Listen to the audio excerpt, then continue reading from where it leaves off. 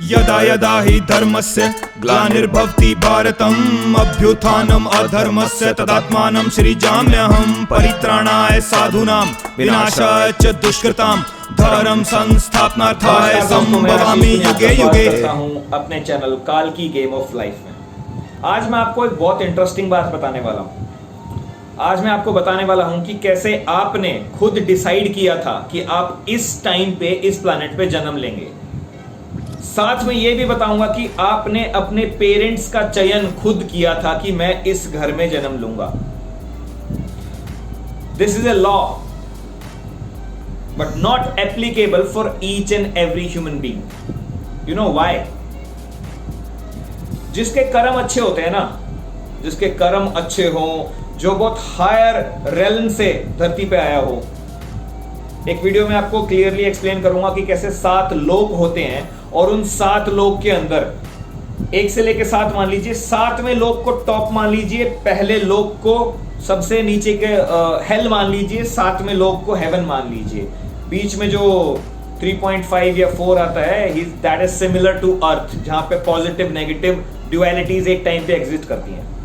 But जो 7वें number पे है ना, हेवन, वहां पे सिर्फ पॉजिटिव सोल्स रहती हैं, कोई भी नेगेटिव नहीं रहता है। वो लोग रहते हैं जिनने बहुत अच्छे कर्म किए। तो जो सबसे बेस्ट कर्म करने वाला इंसान है वो 7वें नंबर पे बैठा है, उससे कम वाला 6ठे पे, उससे कम वाला 5वें पे, और जिसने बिल्कुल ही भट्ठा गोल कर रखा है वो होगा 1 पे।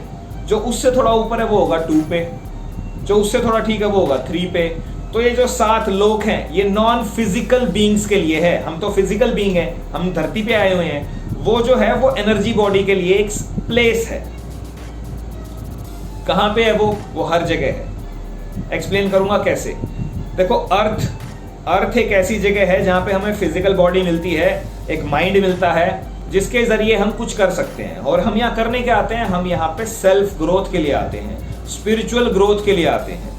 जो वो नॉन फिजिकल प्लेस है वहां पे ग्रोथ थोड़ी सी स्लो है, और जो ये फिजिकल वर्ल्ड है यहाँ पे ग्रोथ बहुत ज्यादा फास्ट है। आप एक जन्म के अंदर इतने अच्छे काम कर सकते हैं अगर आपका दिल सच्चा होगा, आप हर किसी को प्रेम करते होंगे और हर किसी के साथ प्रेम भाव से ही आगे बढ़ेंगे, तो लिटरली आप एक जन्म के अंदर इतने अच्छे कर्म कर सकते हैं कि आप लिटरली नीचे से बिल्कुल टॉप में चले जाएं।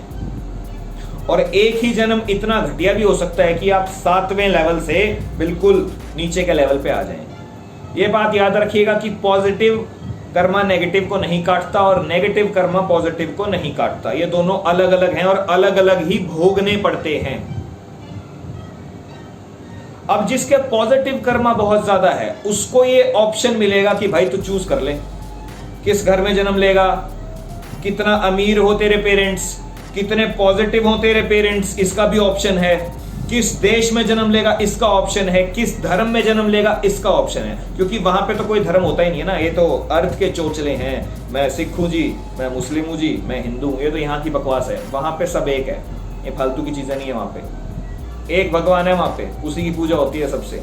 यहाँ पे क्या है, अलग अलग अलग अलग दे रखे हैं और आपस में लड़े जा रहे हैं। भाई मेरा भगवान तेरे से बड़ा, तेरा भगवान मेरे से छोटा। तो होता क्या है, आज के दिन हम इस गेम के अंदर हैं। This is a game of life.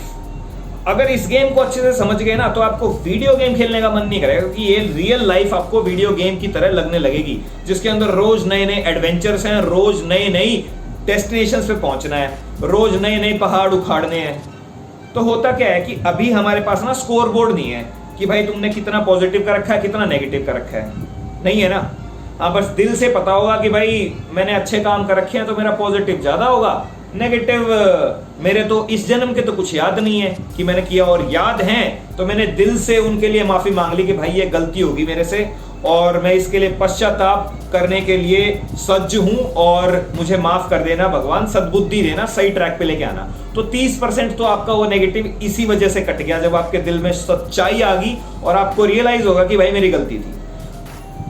तो क्या होता है, जन्म लेने से पहले हमारे पास स्कोर बोर्ड होता है सारा का सारा। पॉजिटिव ये है भाई, नेगेटिव ये है। लेट्स से नेगेटिव बहुत ज्यादा है। अगर नेगेटिव बहुत ज्यादा है तो मेरे को कोई ऑप्शन नहीं मिलेगा।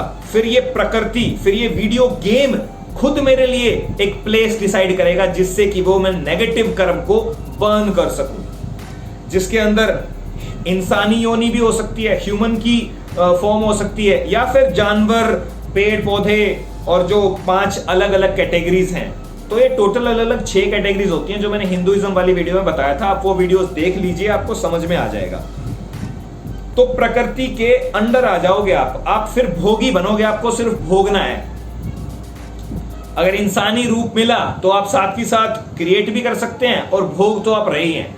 चांसेस ये होंगे कि आपकी लाइफ में बहुत ज्यादा कठिनाइयां रहेंगी, क्योंकि पास्ट के आपने ऐसे काम कर रखे हैं। अब प्रकृति जो लॉ ऑफ कर्मा है, what ever you give you receive, what ever you plant that will grow up, every action has a equal and opposite reaction. तो आपने जैसे कर्म कर रखे हैं तो प्रकृति उसी सेम कर्मों के हिसाब से आपको रिजल्ट देगी भाई।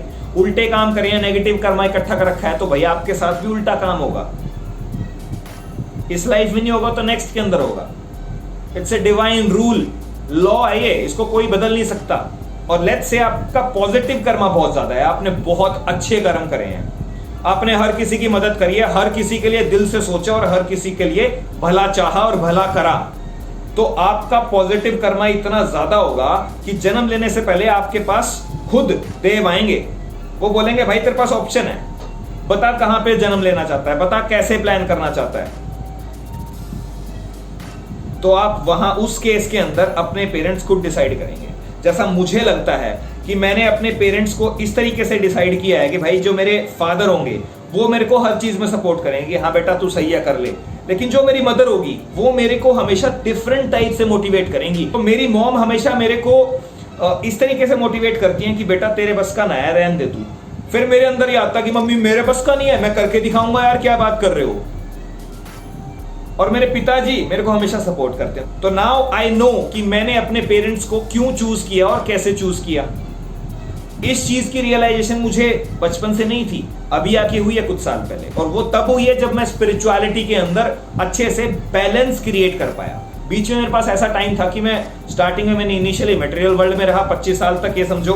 उसके बाद मैं स्पिरिचुअलिटी में जाने लगा और इतनी गहराई में उतर गया। तो now today I am maintaining a balance between the spiritual life and the material life. आज के दिन मैं दोनों का बैलेंस बना रहा हूँ। मेरी जितनी भी रिस्पॉन्सिबिलिटीज हैं वो सारी की सारी निभा रहा हूँ। घर वालों को जो चाहिए वो सब कुछ कर रहा हूँ, उनको खुश करने की पूरी आज के दिन कोशिश है। और साथ ही साथ जो मेरी स्पिरिचुअल लाइफ है, जो मेरा योग है, जो मेरा ध्यान है, इसके ऊपर मैं टाइम दे रहा हूँ और ये रोज कर रहा हूँ और मेंटेन कर रहा हूँ दोनों की दोनों चीजों को।